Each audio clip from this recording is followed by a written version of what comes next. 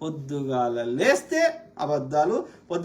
BC SC ST మైనారిటీలకు పిచ్చిడే వర్గాన్ని రాహుల్ గాంధీ అంటే అలాకెళ్ళి బీసీ ఎస్సీ ఎస్టీ తీసేసి మైనారిటీ ఒకటే పెట్టేసి కాంగ్రెస్ అంటే ముస్లింల పార్టీ. ఇట్లా ఫేక్ ఎడిటింగ్ అంటే ఎంతసేపు హిందూ ముస్లిం ప్రతిదీ హిందూ ముస్లిం అని దుష్ప్రచారం చేసుడేనా మీడియాని కంట్రోల్లో పెట్టుకొని?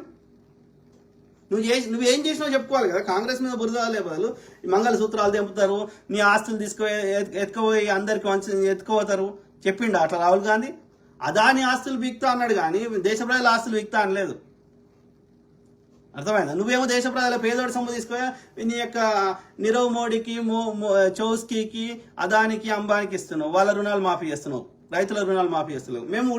మేము ఉల్టా వాడిని ఎత్తుకొస్తా అంటలేము.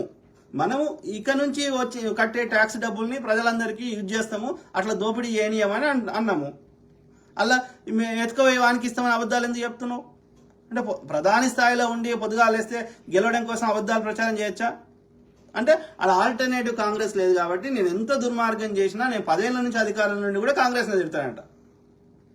10 ఏళ్ల నుంచి అధికారంలో ఉంటే ఇది చేసినా, ఇది కట్టినా, మీకు ఇది ఇచ్చినా కాబట్టి నాకు ఓటేమని అడగాలి. కానీ ఎంతసేపు కాంగ్రెస్ మీద ముస్లింలు బురదల్లి ఓట్లు కావాలంటే ఎందుకంటే నువ్వు దోపిడీ చేసినావు కాబట్టి. సో ఇది బీజేపీ అంటే కాంగ్రెస్ అంటే ముస్లింల పార్టీ. మన హిందువులకు రక్షణ ఎలా, ముస్లింల నుంచి అనేలా ఆలోచింపజేయాలి. కాంగ్రెస్ పార్టీ అంటే ముస్లింల పార్టీ అని దుష్ప్రచారం చేయాలి. కాంగ్రెస్ తర్వాత బీజేపీ అంటే హిందువుల పార్టీ అని ప్రచారం చేయాలి.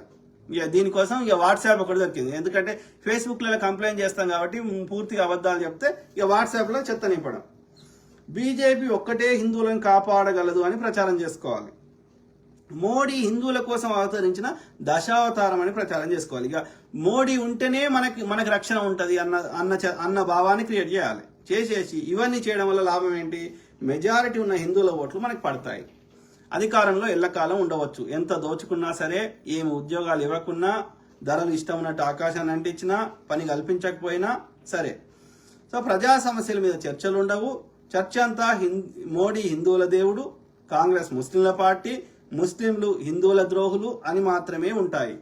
మీడియాలో కూడా ఇవే వచ్చేలా చూసుకుంటాం. ఇదే ఆర్య బ్రాహ్మణ మనువాద కుటిల చాణక్య బీజేపీ పాలన మిత్రులారా అనేది నేను రాసుకున్నా, ఎందుకంటే మర్చిపోతా అని చెప్పి.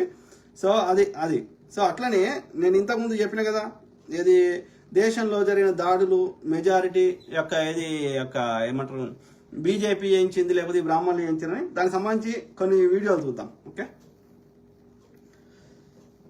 ఇది చూడండి మిత్రులారా, ఈ రెండు ఇంపార్టెంట్ని ఒక్కొక్కటి చూపెడదాం. ఫస్ట్ ఈ బ్రదర్ మాట్లాడింది చూసినాక ఇంకా ఒక్కొక్కటి చూపెడదాం.